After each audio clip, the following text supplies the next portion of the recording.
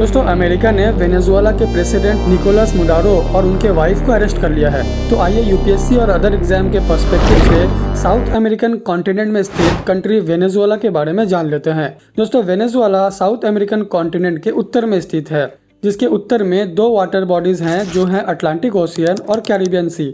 बाकी दिशाओं में वेनेजुएला 3 देशों के साथ अपनी बॉर्डर शेयर करती है, जैसे ईस्ट में है गुआना, साउथ में है ब्राज़ील और वेस्ट में है कोलंबिया। दोस्तों इसका कैपिटल है काराकस। वेनेजुएला लैटिन अमेरिका और कैरिबियन रीजन में स्थित है। हम सब नॉर्थ अमेरिका के बारे में जानते हैं, साउथ अमेरिका के बारे में जानते हैं, बट लैटिन अमेरिका क्या है? क्या ये कोई कॉन्टिनेंट है? चलिए जानते हैं। लैटिन अमेरिका एक culturally linked countries and territories है, जैसे Mexico, central America, south America और कुछ कैरिबियन आइलैंड को लैटिन अमेरिका कहा जाता है, क्योंकि ये सारे रीजन में स्पेनिश, पोर्तुगीज और फ्रेंच जैसे भाषाएं बोली जाती है, जो एक समय यूरोपियन कंट्रीज के कॉलोनीज थे। तो नेक्स्ट टाइम ध्यान रखिएगा, लैटिन अमेरिका कोई कॉन्टिनेंट या जियोग्राफी नहीं है, बल्कि कल्चरली लिंक्ड कंट्रीज है, जहाँ पे लगभग एक जैसी यूरोपियन भाषाएं बोली जाती है।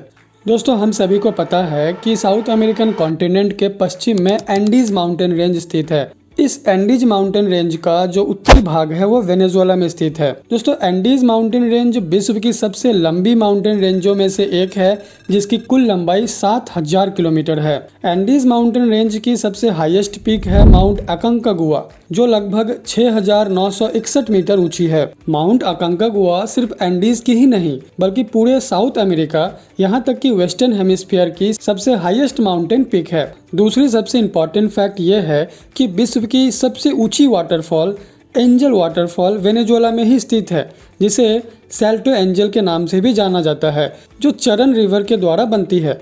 दोस्तों अब तक तो हमें पता चल ही गया होगा कि विश्व में सबसे बड़ा ऑयल रिजर्व का भंडार वेनेजुएला में स्थित है। ये तेल का भंडार वेनेजुएला में ओरिनोको बेल्ट में स्थित है। साथ ही वेनेजुएला में हाई क्वालिटी में कोल, आयरन और बॉक्साइट एंड गोल्ड के रिजर्व भी मिलते हैं। अब अगर मैं आपसे एक सवाल पूछूं कि क्या भूमध्य रेखा यानी इक्वेटर वेनेजुएला से होकर गुजरती है? अगर आपको आंसर पता है तो आप कमेंट में हमें बता सकते हैं।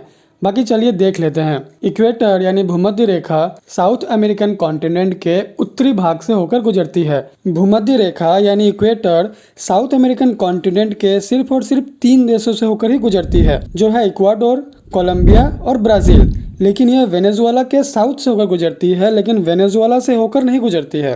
तो दोस्तों ये था वेनेजुएला के बारे में, जो एग्जाम के पर्सपेक्टिव से बहुत ही इंपॉर्टेंट हो जाता है। आगे आपको कौन सी टॉपिक पे मैप एनिमेटेड वीडियो देखना है हमें कमेंट में बता सकते हैं, और चैनल को सब्सक्राइब भी कर दीजिएगा। Thanks for watching.